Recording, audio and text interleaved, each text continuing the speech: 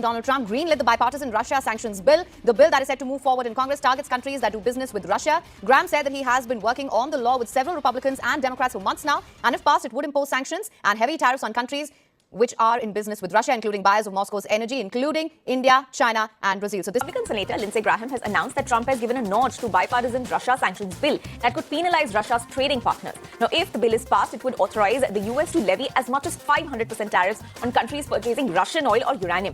The has approved a bipartisan sanctions bill that threatens 500% tariffs on countries buying Russian oil. If it becomes law, India could be directly affected. The move raises fresh questions. Trade has become a weapon. Supply chain now decide power. And while the world watches wars, sanctions, and crises, two unlikely partners are quietly reshaping the global order. Not with the missile, not with the sanction, but with the trade. Most trade agreement promises growth. This one promises option. The India-EU trade free trade agreement isn't just about tariff to access. It is strategic realignment. Yes, billions in a trade. Yes, lower barriers. But underneath the numbers is a question every power now faces. Who can you rely on when the system fractures? The timing isn't accidental. Protectionism is rising. Supply chains are fragile. Tariffs are back as a political tool for India and European Union. European Union and India will meet in New Delhi for the 16th EU-India Summit. This is a pivotal moment for our bilateral relationship with renewed political momentum and clear sense of purpose. Diversification isn't a strategy anymore, it's insurance. This pact hedges against volatility, geopolitical pressure, and dependency on any single bloc. Led over decade. This momentum was built slowly. 1962 Diplomatic Foundation. India established relationship with European Economic Community. This created first institutional bridge between New Delhi and Europe. In 1991, India's economic liberation. India opened its economy to global trade, investment, and competition. Europe emerges as a natural partner in India's outward economic shift. In 1994, first high-level trade dialogue. India and EU launched structured discussion on trade cooperation. The focus shifted commercial engagement. In 2000, Institutional Cooperation Agreement, a comprehensive cooperation framework is signed. Trade, service, investment, and regulation enter formal dialogue. In 2004, strategic partnership status.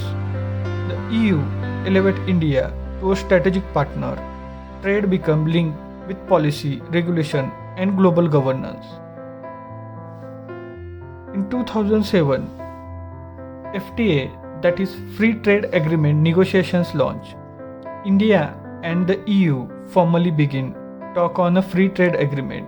The relationship shifted from cooperation to long-term strategic integration.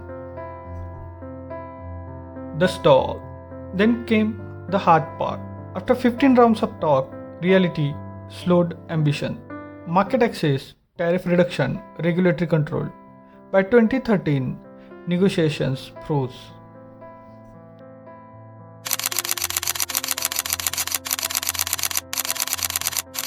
Why talk returned? 8 years later, the world had changed. A pandemic exposed fragility. Supply chain broke. Geopolitical hardened. In 2021, India and the EU returned, not to revive the past, but to prepare for disruption. Resilience replaced optimism, security replaced assumption. Trade needs technology. By 2022, trade was no longer separate from power. The Trade and Technology Council tied market access directly to technology standard, digital infrastructure, clean energy, critical supply chain.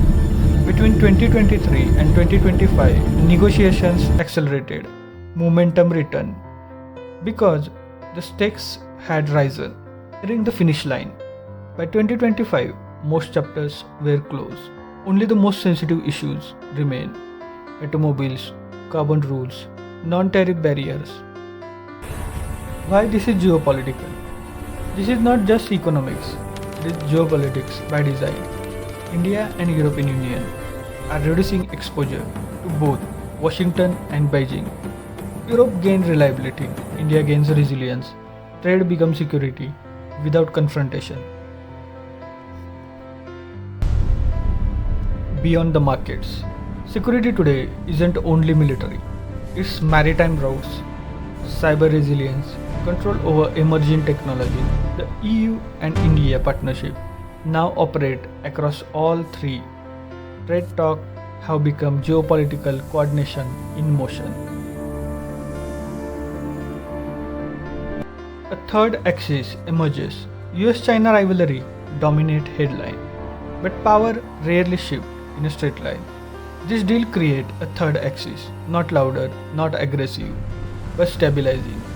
Influence through cooperation, not escalation. What really at stake? The numbers are massive. Nearly 2 billion consumers, around quarter of global GDP. But the real impact lies ahead. In who writes the rule for technology, trade and trust in the next global cycle. Final power ending. Years from now, this deal won't be remembered for tariff removal. It will remember as the moment India and Europe choose alignment over isolation in a fractured world. This is how power quietly moves.